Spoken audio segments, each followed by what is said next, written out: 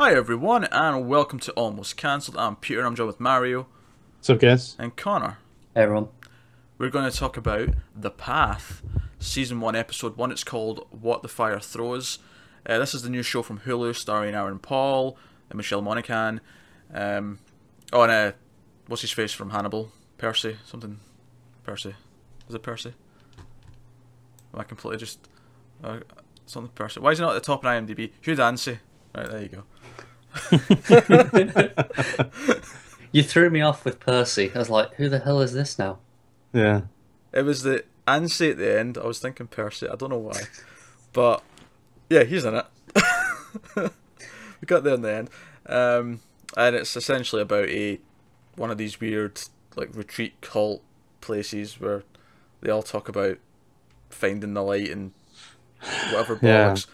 So full spoilers for the first episode. There was actually 2 episodes that aired on Wednesday night when this premiered. We only watched the first one for review here, and we'll decide at the end if we want to watch the second episode and could keep this going for the rest of the season. Although, that said, I'm just going to spoil that and say I don't really feel like doing the rest of this. I agree. Yeah. I don't think it's bad, per se. No. Just don't care. Yeah, that about sums it up. Yeah. It reminded me of The Leftovers a bit. A little bit, I can see It's that. it's being a little too preachy and a little bit trying to make you analyze your life and to really kind of reflect on what's important and things like that. Yeah. Tell you now, I preferred The Leftovers. Yeah, so did I. Because The Leftovers for me at least had a style to it. You know, the piano music would come in and it would be creating a sort of mood, whereas this I felt like it wasn't poorly filmed. It looked like it had money behind it. I'm not putting it down on that sense, but it just felt very like a typical drama in the way it was shot. I do wonder though, because I was thinking about it. It didn't have anything that was stood out as being poorly done or just outstanding as not something that was good. But so I was thinking maybe it could be the pilot. Yeah. It could be something that could get better. Because there's definitely enough in there to be good if it got compelling. Yeah, you've got a good cast. You've got a conflict. It seems like the plot might be that Aaron Paul's character is going to break away from this. He's realizing this is batshit insane, and Which is really weird how they highlighted that so much. He was the end of the episode is that sermon almost, and he's telling them about the people in the cave and the guy's crazy, and it's like he is literally telling them that this isn't all there is. Yeah, they take it in the opposite direction. It's weird. Yeah. I think part of the problem for me as well is that it kind of throws you into this family, and we're supposed to care that he might be cheating on her, but he's not. And because we don't know them that well, it just comes off as feeling a bit weird. And they've got this history, she chose him over, Hugh Dancy's character.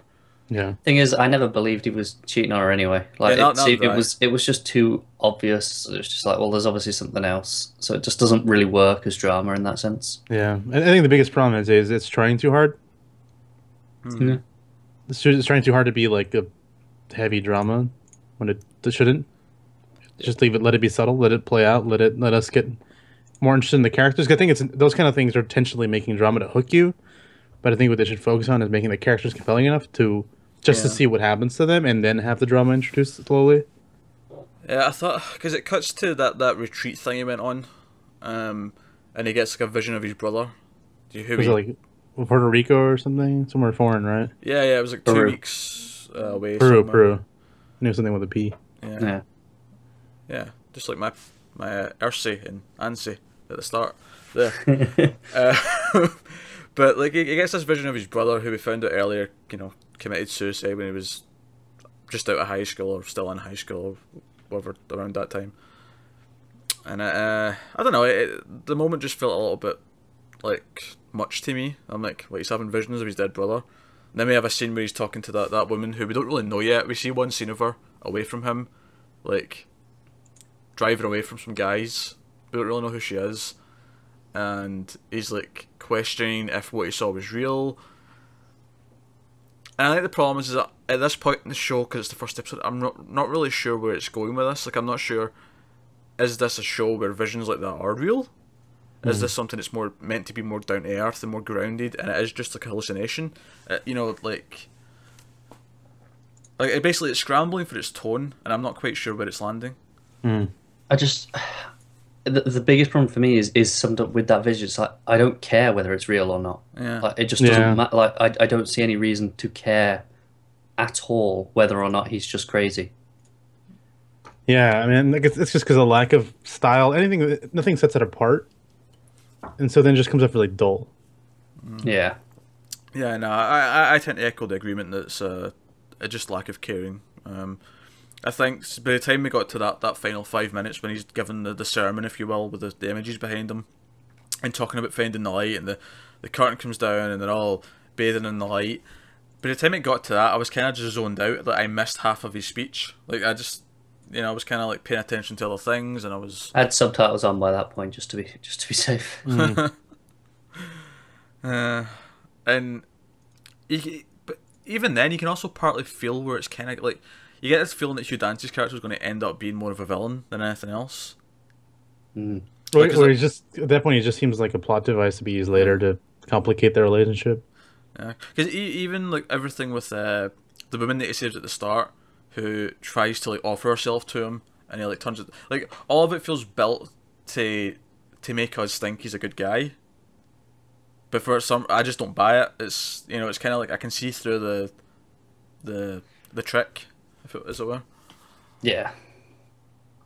It kind of feels like when the director told him to play it like he'd already told him he's a bad guy, and he's playing it that way instead of just playing it like a good guy and then finding out later.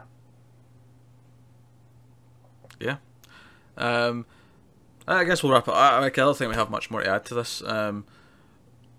There's nothing terribly wrong with it. It's has decent production values. It has a good cast, but it just wasn't doing anything compelling enough to actually make us want to come back for episode 2. So yep. All right. I did think the opening scene was pretty good. I was really confused though. All the people were hurt. I was like, "What the fuck is happening?" Yeah, I was wondering if that was meant to be like Katrina or something like that. Like it was set a few years ago. Yeah, it did feel like some sort of natural disaster. Yeah, like a hurricane. No, they mentioned there's a tornado. Oh, did they mention it was a tornado? Yeah, but it's just in a line. It don't really clearly establish why this is that important. Like, what's happening? Why are we here? Where's this going? I mean, it was a good scene, but I just was really confused. It was very much aping from Lost a little bit, actually, that opening scene. You wake up and then it's just all chaos. So I didn't see a polar bear though. No polar bear. No Probably would have been an improvement. It would have been At least it would have been something interesting. Yeah, something exciting would have happened. Also, why is there a polar bear in the middle of a tornado? Hey, if sharks can be in a tornado, then so can a polar bear. Oh no, that's Bearicane. It's a hurricane with bears. Actually, one thing I just want to point out that their son in this show is like the reincarnation of Heath Ledger. Was I the only one thinking that he looked like Heath Ledger? I can see it now. You mentioned it. Yeah. I hadn't really thought about it. It didn't cross my mind. It was when we were sitting at the dinner table. It just popped in my head. I think that's part of my problem as well. Actually, just from a personal standpoint, is I have a hard time like getting me into this family who are this religious, because they're all sitting at the dinner table and they're all holding hands and they're all like saying great, like this really long grace. And as someone who isn't religious and who has never said grace at a dinner table, like it immediately puts this wall in front of me where I'm like, okay, I don't really relate to these characters all that much. I don't think it helps that's as far as for the family as a whole. Is that the only scene where they're all together? And I mean, you see the dad with the son, and then you see them in bed and the daughters there. But like there's never the family as a whole other than that one scene. So why do you connect to this family in general? Well, I think that's what I'm saying. Is more not just so much that they're saying grace, I can't relate to that. It's more that that's all they do. Their defining characteristic is how much of a weird cult religious kind of thing. That's what I was saying, that they're just fabricating drama, or they're just trying to get further ahead, but you should just concentrate on the characters. Just introduce us to their lives. Let us get to know who they are and why they're important to each other, and then do some stuff. Kind of reminds me of Man in the High Castle in that way, where for a lot of it was like that, and then you had the one interesting family. Yeah. But that's because they had a little bit more interesting going on. Interestingly, the one stylistic thing they did try to do, which I thought was kind of forced, was the jumping around narratively. It felt a little bit weird to me. Yeah, Didn't feel kind of feels a natural. bit gimmicky. Yeah.